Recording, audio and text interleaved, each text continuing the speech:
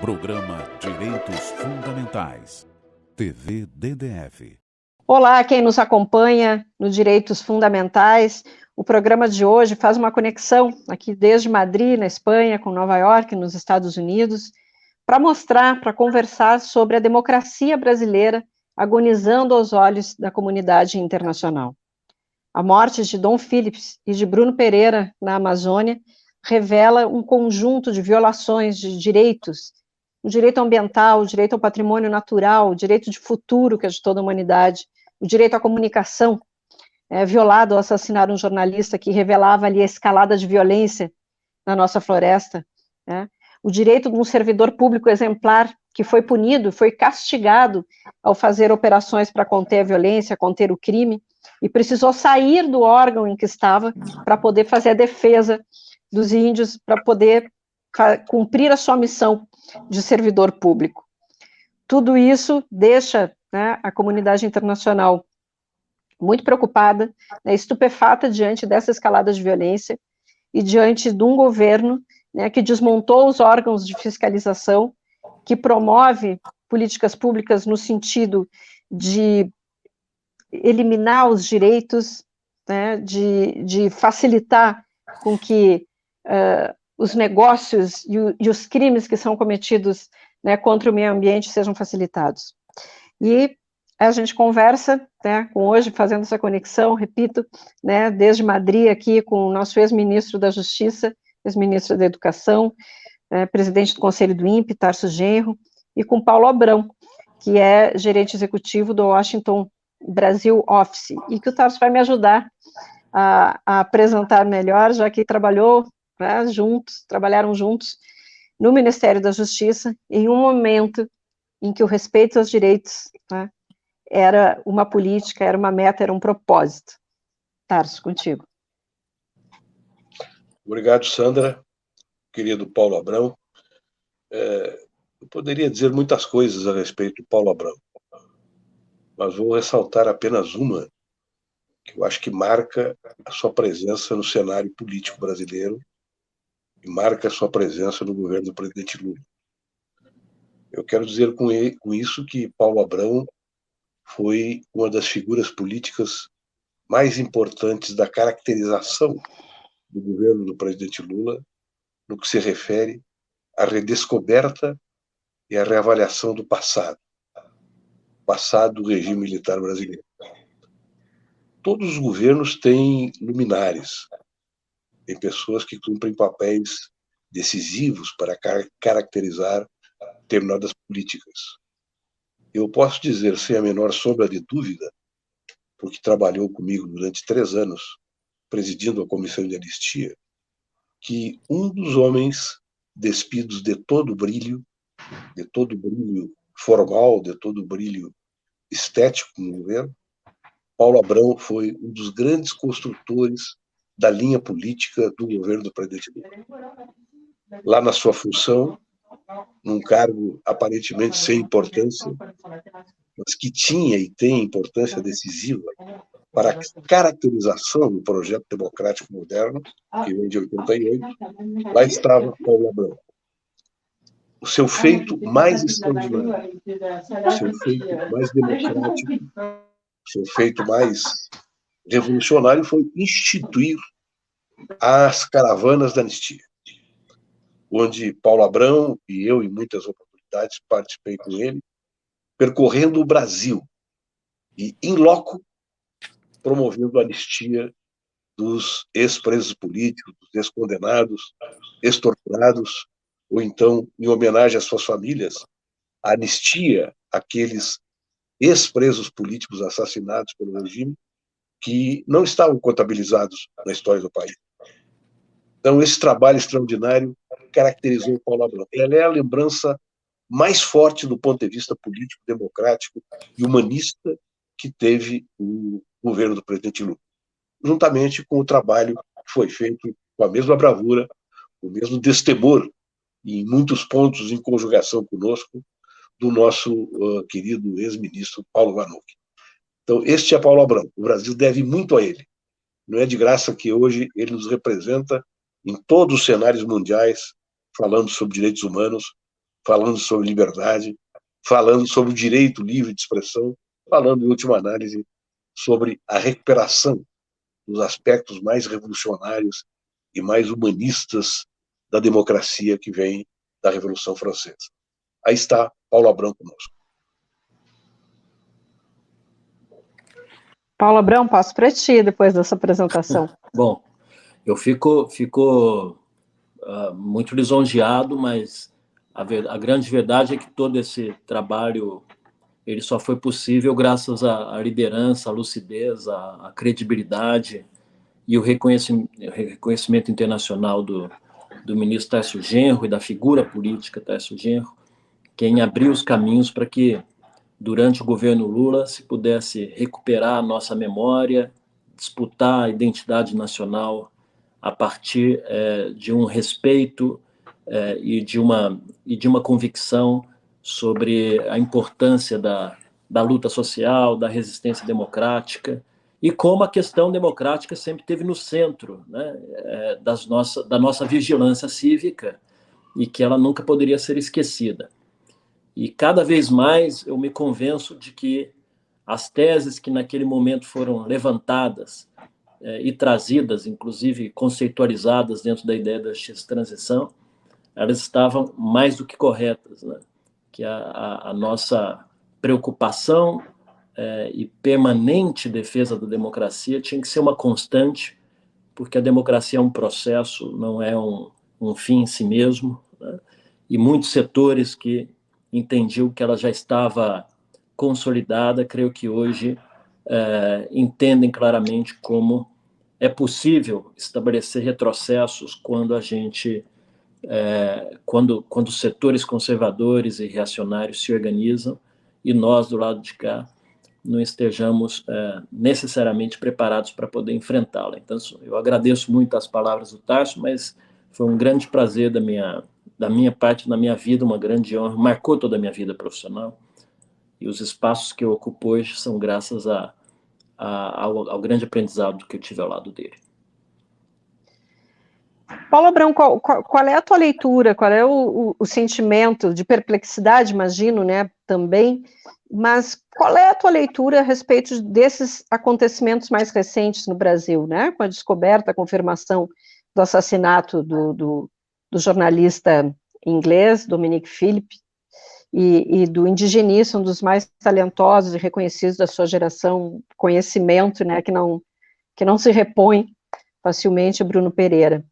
Qual é a extensão, né, dessas notícias, desses acontecimentos, do tipo de reação que o governo teve, de tudo que se conhece em relação à escalada de violência e de crimes coordenados, né, como tráfico, pesca ilegal, garimpo, desmatamento, né, protegidos, né, e estimulados até mesmo pelo tipo de política e pelo tipo de desmonte, né, das instituições, dos órgãos de fiscalização. Qual é o sentimento majoritário? Porque também a gente teve uma visita recente aí, né, do presidente do país, pedindo inclusive auxílio na eleição aqui local. Quais são as impressões, assim? Bem, te escutando, e primeiro felicitando pela oportunidade desse debate, porque nós estamos aqui em dois continentes diferentes do norte global, e acompanhando essas repercussões que afetam de maneira muito, muito intensa a nossa imagem internacional, né? E a conclusão não pode ser outra. A situação é devastadora para a nossa imagem internacional. No nosso passado recente, são dois os ativos principais da nossa política exterior, da política exterior brasileira.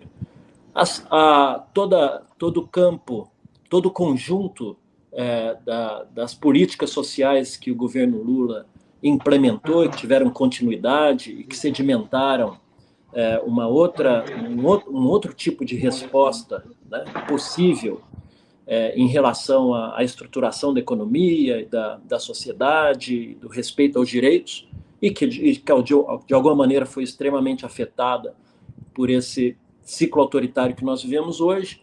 E, de outro lado, a Amazônia, que historicamente sempre abriu portas para que o Brasil pudesse se posicionar nos principais espaços internacionais, ser valorizado e ser compreendido como um player fundamental nessa arena. O monitoramento das repercussões, elas se dão em dois eixos principais, né? O primeiro, o desgaste das nossas instituições e um aprofundamento do desgaste do próprio governo Bolsonaro. Do ponto de vista das nossas instituições, as críticas majoritariamente estão concentradas tanto em relação a como foi o processo de busca dos corpos do Bruno e do Dom Phillips, quanto agora em relação à capacidade das nossas instituições em promover devidas investigações.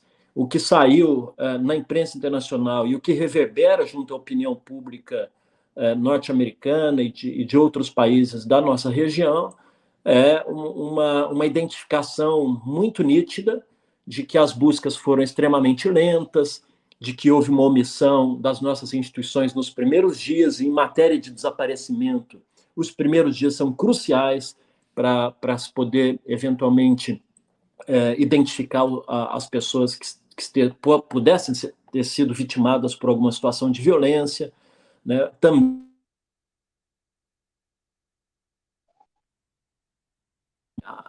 a inação das Forças Armadas em disponibilizar helicóptero nos primeiros dias, as declarações insensíveis do presidente em relação às duas vítimas, tentando estigmatizá-las, né, culpabilizar as próprias vítimas em relação às próprias deficiências do nosso Estado, que não respeitou e não ofereceu as garantias de proteção para o trabalho profissional do indigenista, mas também do jornalista, a ação desastrosa do Itamaraty no contato com os familiares, a ponto de Itamaraty ter que fazer uma retratação pública, né? E no campo das investigações, uma exigência de que essas investigações possam ser efetivamente transparentes, uma dúvida sobre a imparcialidade do governo, né, no tratamento dessas investigações, de que elas possam ser investigações críveis, céleres, né?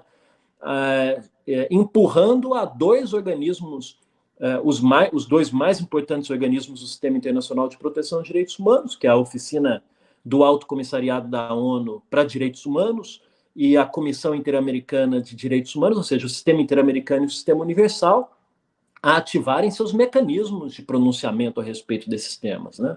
A ONU, a declaração da alta comissária durante a sessão do Conselho de Direitos Humanos da ONU, 198 países presentes, né, apontando que uma situação de ataque sistemático e de ameaças contra os defensores de direitos humanos no Brasil, os defensores ambientais, aos povos indígenas, e dizendo que são ataques e ameaças persistentes e crescentes. Ou seja, que não se trata de um fato isolado, mas sim de uma tendência que já vem sendo registrada nos últimos anos.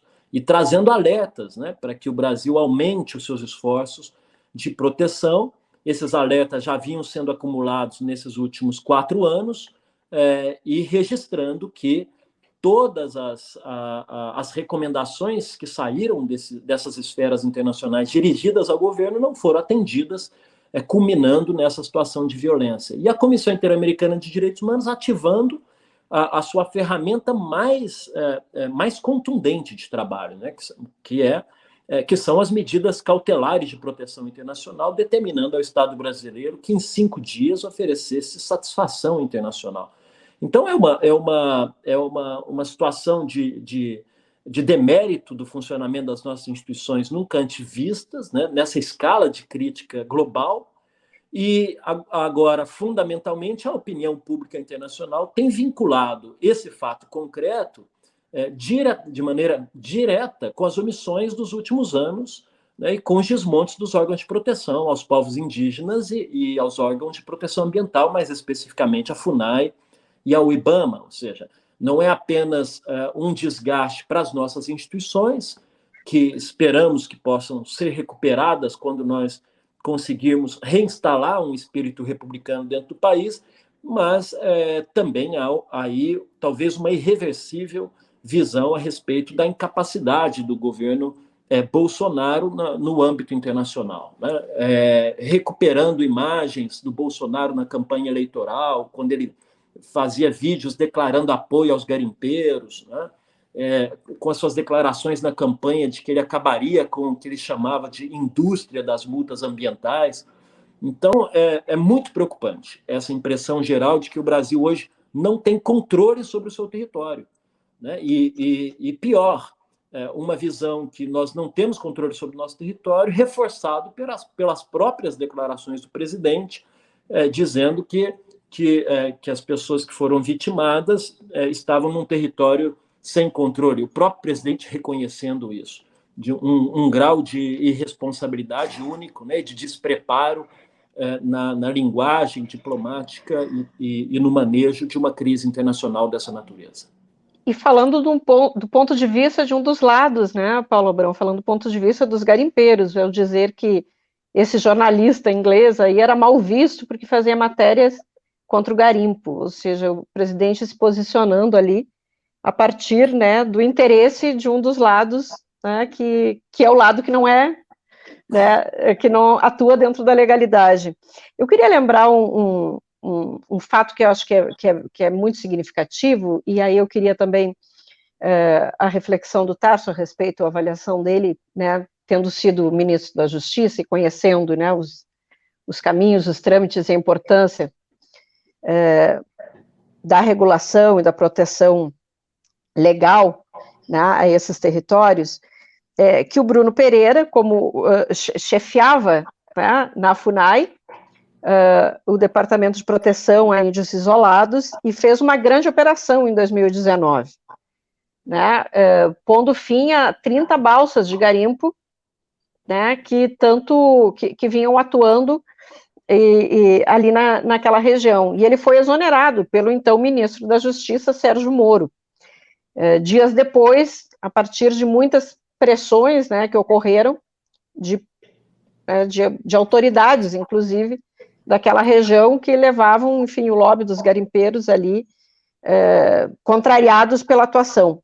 E ele foi exonerado, voltou para a FUNAI e se deu conta, diante de todo o desmonte, né, do órgão, que ele só poderia fazer essa proteção se ele saísse, né, da fundação que tinha essa missão, né, de proteção aos índios. Então, ele pede uma licença remunerada para dar continuidade ao trabalho dele.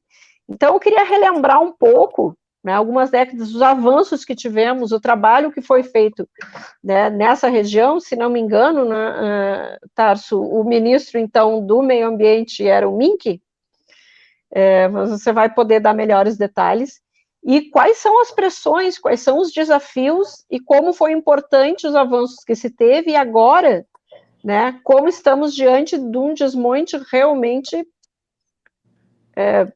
trágico, né, que o mundo assiste e que, de fato, como diz o Paulo, acho que talvez seja difícil recuperar uma imagem de um país que efetivamente consiga, né, ter controle e cuidado sobre esse patrimônio aí que é nosso, mas que é da humanidade também, né? Bem, a propósito desse questionamento, né, eu lembro dois fatos históricos.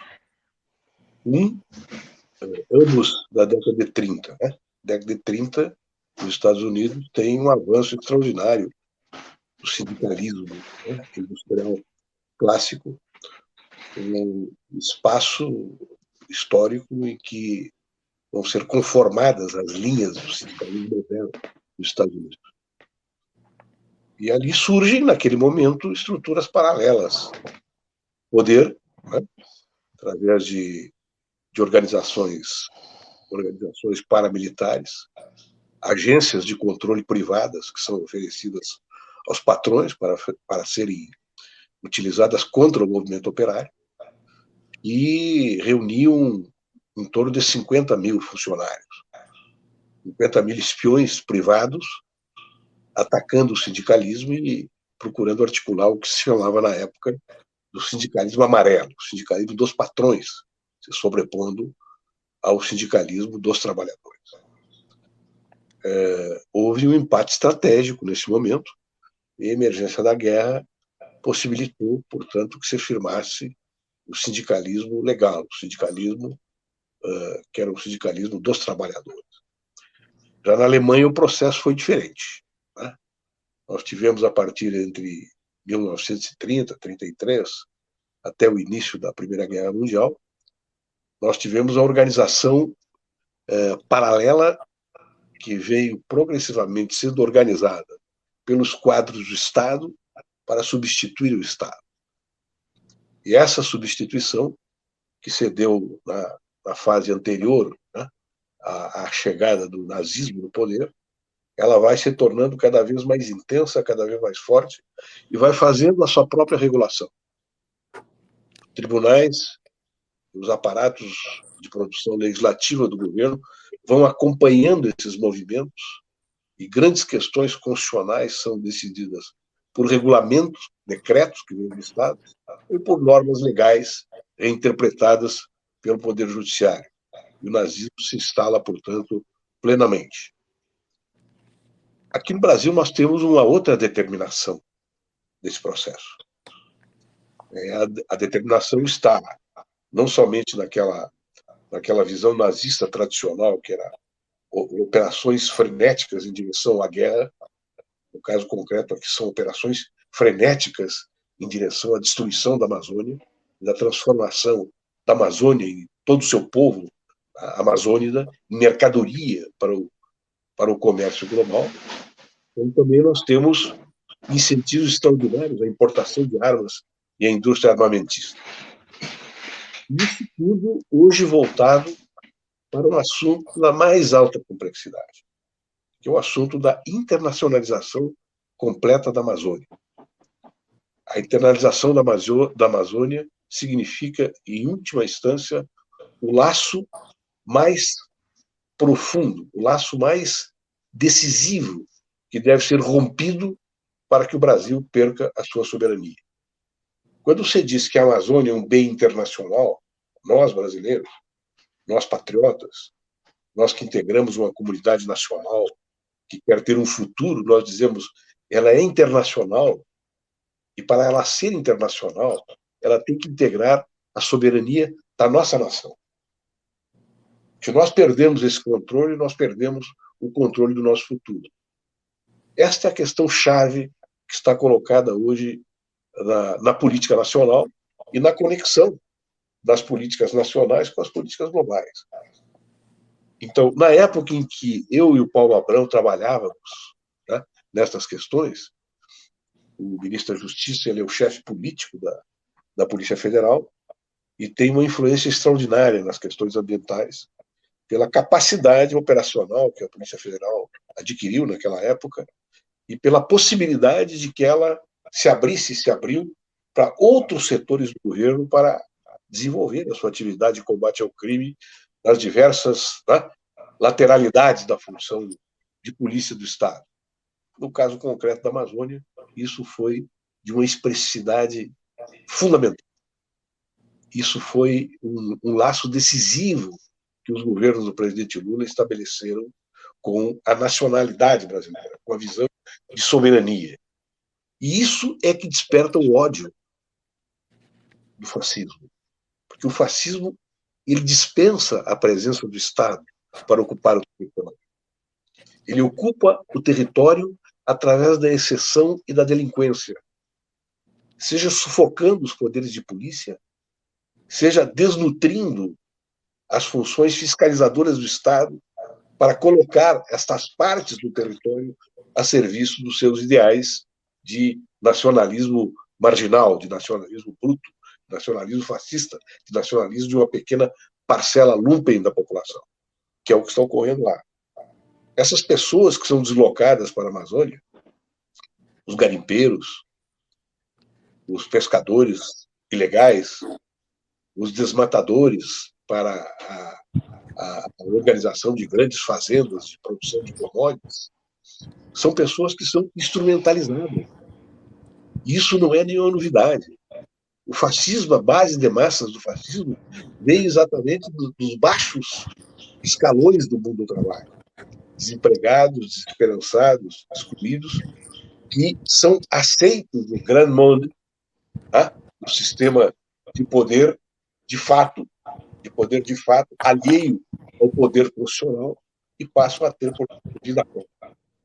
Então, a guerra para a reconquista da Amazônia é uma guerra fundamental. Ela talvez seja o eixo da questão democrática da soberania hoje no Brasil. E se nós não estivermos preparados para isso, se nós não reconquistarmos a confiança da ampla maioria da Polícia Federal, das polícias militares, através de reformas que devem ser feitas, inclusive, pelo governo federal, o próximo governo, seja um governo democrático, nós esperamos que seja o governo Lula, ele vai ser um governo impotente.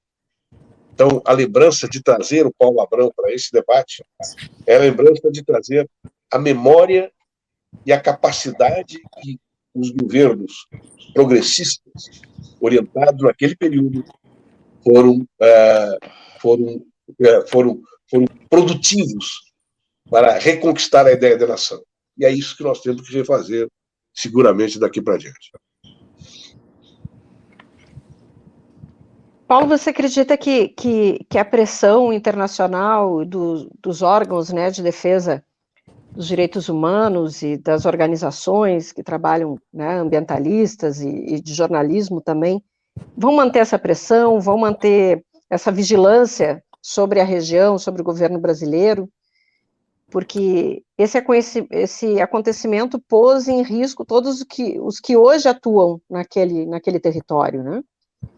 Mas, por outro lado, chamou atenção também para a escalada de violência e para o descontrole, né, absoluto que se percebe, né, com a morte, né, com o tipo, inclusive, com a selvageria que foi esse assassinato, né? A pressão internacional, ela sempre tem uma dupla face, né? De um lado, uma face genuína de preocupação com os direitos humanos, com os povos indígenas, com a proteção da natureza, que normalmente é mobilizada pelos campos mais progressistas das esferas políticas internacionais, que tem íntima relação com as lutas dos movimentos sociais e organismos internacionais e organizações de direitos humanos. E, de outro lado, também, muitas vezes, ela tem nela também interesses que poderiam ser chamados de interesses ocultos, mas não são tão ocultos assim, que tem muito a ver com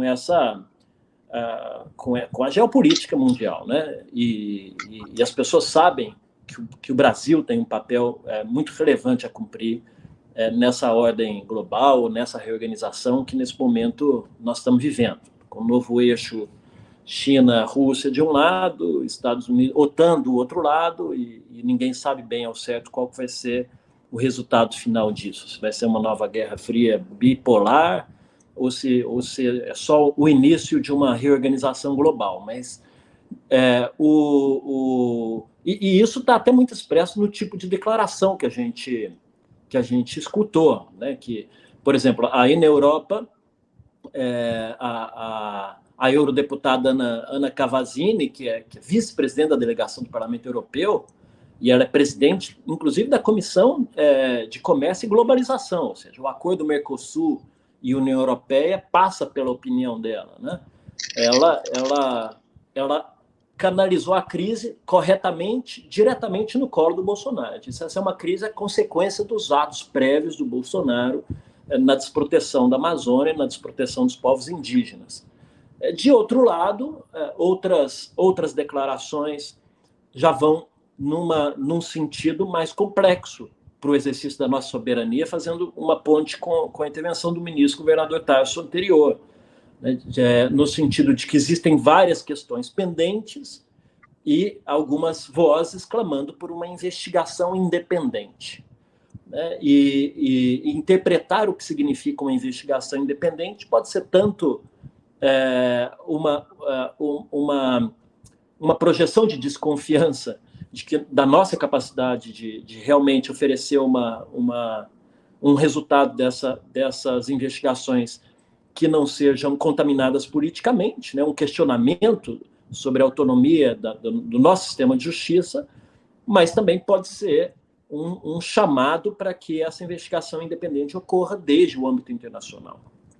Então, É por isso que é tão preocupante essa impressão de que se transmite hoje, reforçada pelo próprio presidente, quando ele justifica os fatos a partir de que as vítimas teriam se metido em uma zona que era muito perigosa, que era uma zona controlada pelo tráfico internacional. O próprio presidente da República reforçando a ideia de que as nossas instituições e o nosso país não têm controle sobre o nosso território. Então, expressando uma fórmula de desprezo nacional.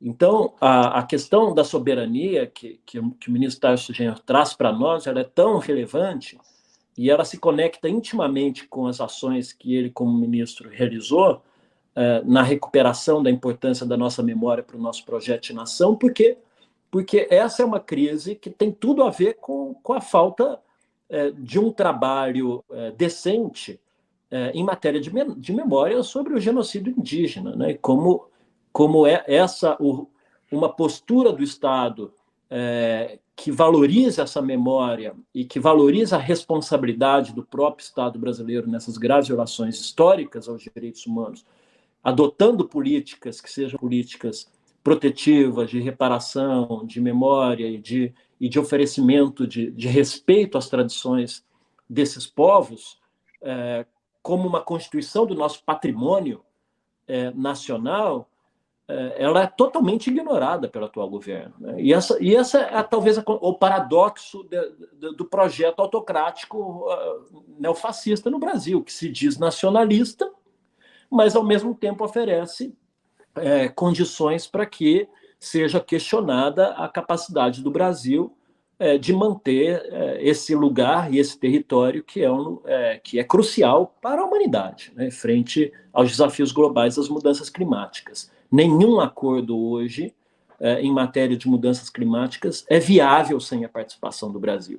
E foi a razão pela qual o Biden mandou um enviado pessoal para vir falar com o Bolsonaro e garantir a participação dele na Cúpula das Américas, tentando construir aí algum tipo de acordo em matéria climática, né, oferecendo para o Bolsonaro um palco. Isso foi muito criticado, inclusive.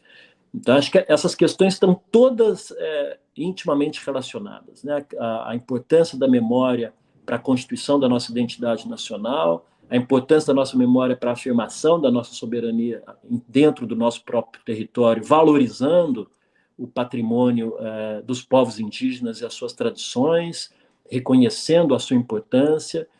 Foram os povos indígenas que efetivamente mobilizaram as buscas ao indigenista e ao jornalista Dom Phillips, né? Obviamente que a nossa polícia participou, as Forças Armadas participaram, mas se não fosse pelas mãos dos povos indígenas que conhecem as áreas, que sabem por onde se dão os trânsitos dos comércios ilegais naquela região, né? E quem é quem dentro do jogo de interesses dentro daquela região, também não teria sido possível essas poucas elucidações que até agora já apareceram em relação a esse caso. Acho que tudo isso para a gente remete à importância dessa mensagem que o ministro Tarso traz sobre como reconquistar as nossas instituições e reconstruí-las para a gente poder voltar a reafirmar de maneira republicana e soberana a posição do Brasil dentro da esfera internacional. Bom, hoje o próprio presidente disse que ali se trata de um território para uma aventura perigosa, né? Ou seja, ele reconhece a total incapacidade de controle. Para a gente encerrar, eu não poderia deixar de trazer um outro aspecto, que é o papel aí das Forças Armadas e dos militares, para quem supostamente a ideia de soberania é tão relevante, tão importante, e que tem a missão, né, de cuidar da Amazônia Legal, né, sendo que o coordenador, né, hoje, que é o vice-presidente Hamilton Mourão, fez um feriadão, né, estava ausente. Ou seja, o que esperar, né, nessa reconstrução que parece um trabalho tão difícil, tão desafiador, tão grande, né, e que é uma questão, como o Tarso coloca, democrática crucial, né, o que esperar aí pela frente para a gente ir encerrando. Tarso, Paulo. Muito brevemente, eu tenho manifestado sobre isso em em diversas circunstâncias e em diversas formas de debate. Eu acho que se as Forças Armadas estão representadas, eu quero falar em representação política, né? Se as Forças Armadas estão representadas politicamente por uma pessoa como o Bolsonaro, o que eu não acredito, quero dizer de maneira bem franca, se isso for assim, o Brasil não tem futuro. Porque esta parte dos militares que acompanha Bolsonaro no governo e este tipo humano político que é o Bolsonaro, como originário de um setor das Forças Armadas, que naquele momento, inclusive, ele como representante, ele foi despedido do seu emprego, foi aposentado do seu emprego por atos cometidos, né, contra o regime democrático naquele momento, que era um momento ainda de transição, né? Se isso for a essência das Forças Armadas, o Brasil não tem possibilidade de se reconstituir, de se reerguer, de se recolocar no cenário global como um país respeitável. Por 3 motivos básicos. Em primeiro lugar, as Forças Armadas elas têm que representar, nas suas funções fundamentais que estão escritas na Constituição, de uma maneira tão exata quanto possível, a neutralidade formal do Estado. Em segundo lugar, as Forças Armadas, se elas não cumprirem o papel de serem as guardiãs da nossa soberania no plano internacional, não tem soberania e não tem país. Dado o cruzamento de interesses globais e nacionais, e regionais e locais, que se realizam hoje de maneira praticamente comutativa no mundo.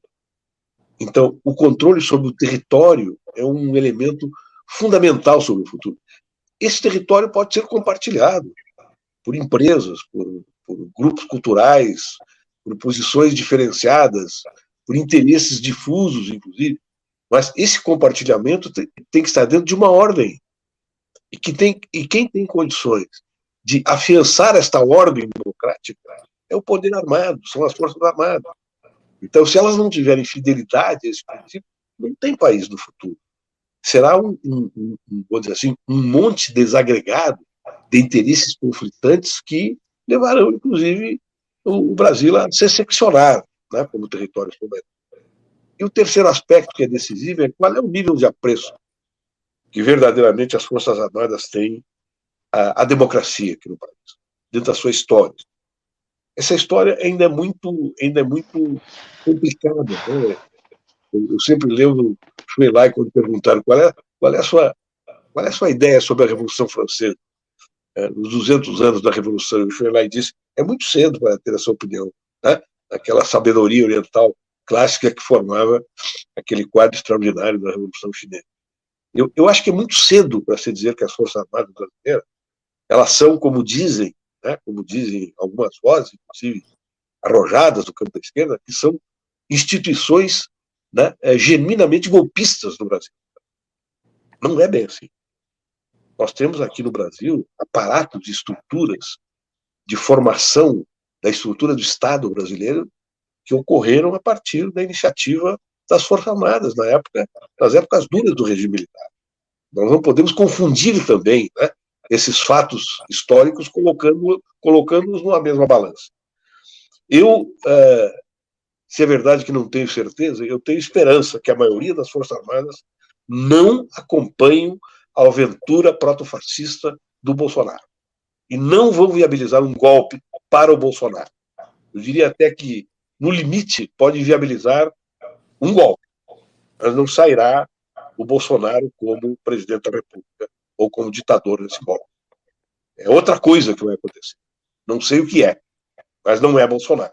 Porque é impossível que nós estejamos na mão, né, de um títere como o Bolsonaro e que tenha respaldo daquilo que é a consagração, né, da formação da ideia nacional, que é a ocupação territorial e a presença das Forças Armadas como força dissuasória, né, de influências externas, de ataques externos e de tentativa de controle do nosso território por outros países, como já ocorreram em diversas oportunidades. Eu acompanho a avaliação do ministro Tarso e acho, inclusive, que ela é muito coerente. Acho que o ministro Tarso vai se lembrar quando ele lançou nacionalmente, né, a discussão sobre a importância de nós concluirmos uma transição democrática pendente no Brasil, e respeitando os direitos das vítimas dos crimes que ocorreram durante a ditadura civil-militar no Brasil, toda a separação cuidadosa que nós tivemos naquele momento, de em nenhum momento nos dirigirmos a qualquer tipo de condenação à instituição das Forças Armadas, né? Fazendo, inclusive, esclarecimentos públicos sobre de que uma coisa era a instituição e outra coisa eram atores que haviam se apropriado dessa instituição para a promoção de crimes, para cometimento de crimes de lesa humanidade, né? Então eu também avalio nessa linha de que uma coisa são as Forças Armadas e outra coisa é a tentativa de instrumentalização das Forças Armadas por um determinado setor político lá dentro, né, que para alguns chamados de o Partido Militar, muito relacionados com essa geração remanescente da Academia Militar das Agulhas Negras dos anos 70 e que tem no seu ideário de formação a doutrina da segurança nacional, né, que trabalha dentro da margem da construção de inimigos internos que devem ser combatidos, né, como num determinado momento foi a esquerda, outro momento seriam agora os ativistas ou aqueles que defendem a demarcação de terras indígenas que poderiam afetar a nossa soberania nacional, sempre buscando alguma espécie de inimigo interno para justificar esse aparelhamento do Estado, ou, na verdade, para justificar uma participação política desses atores, e não da instituição, na governança política, tarefa que não corresponde efetivamente ao campo militar, né, que não deve em nenhum momento se meter em temas eleitorais ou em temas políticos. E eu acho que talvez esse seja um dos legados mais complexos do governo Bolsonaro para serem administrados num futuro novo governo democrático, popular no Brasil, porque, de fato, foram muitos militares nomeados para posições civis em ministérios civis, são mais de 6.500 mapeados por centros acadêmicos brasileiros, e que gerarão um desafio particular aí, numa eventual chegada de outras forças para poder retomar e reconstruir algumas das nossas instituições e políticas públicas, né? Então, acho que o caminho é necessariamente esse, de compreender, realizar um debate público aberto para uma melhor compreensão, uma afirmação dessa compreensão sobre a neutralidade das Forças Armadas dentro do Estado, o papel que elas têm a cumprir e como elas devem sempre enviar sinais muito consistentes a respeito da importância da democracia, do respeito aos governos e respeito à Constituição, independentemente do matiz político que o governo do momento possa ter.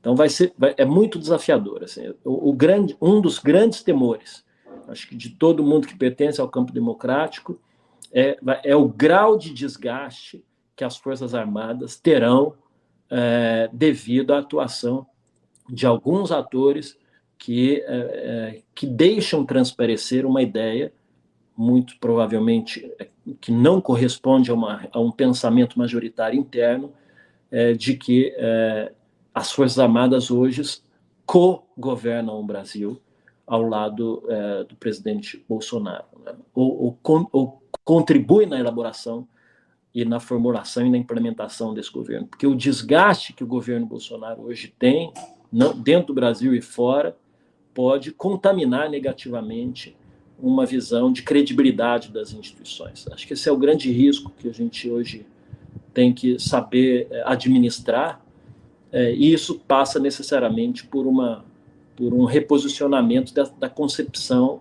institucional que as Forças Armadas têm a cumprir dentro da nossa democracia. Muito bem, muito obrigada pela conversa, pelas reflexões, Paulo Abrão, Tarso Genro. De fato, o nível de deterioração é tão profundo e tão vasto, né, ultrapassa todos os campos aí. Eu estava ouvindo vocês e lembrando de um programa que fizemos, né, Tarso, dentro da série O Jogo dos 7 Erros, para o Instituto Novos Paradigmas, que mapeamos em todas as áreas, né, os desmanches, os desmontes e os desafios, né, após o governo Bolsonaro. Um deles foi justamente um programa sobre a questão ambiental com a ministra Marina Silva, com o ambientalista Francisco Milanês, e que a gente alertava ali os riscos, né, dessas milícias que haviam tomado conta desses territórios, e do quanto essa escalada de violência é um problema, inclusive vai afetar a nossa credibilidade internacional e a nossa soberania. Então, convido, né, vocês que assistiram esse programa para compartilhar, para aderir ao nosso canal aqui da TV DDF e também para assistir essa série O Jogo dos 7 Erros, que foi produzida aqui entre o INPE e a TV DDF, que faz aí um inventário de toda essa deterioração em todos os campos, nas instituições, em todas as áreas que este governo conseguiu produzir. Então, agradeço a atenção de quem nos acompanhou. Mais uma vez, o nosso muito obrigado. Eu sempre disponível e indispensável, Paulo Abrão. Muito obrigada, gente. Até a próxima. Obrigado a vocês. Um grande abraço, boa luta.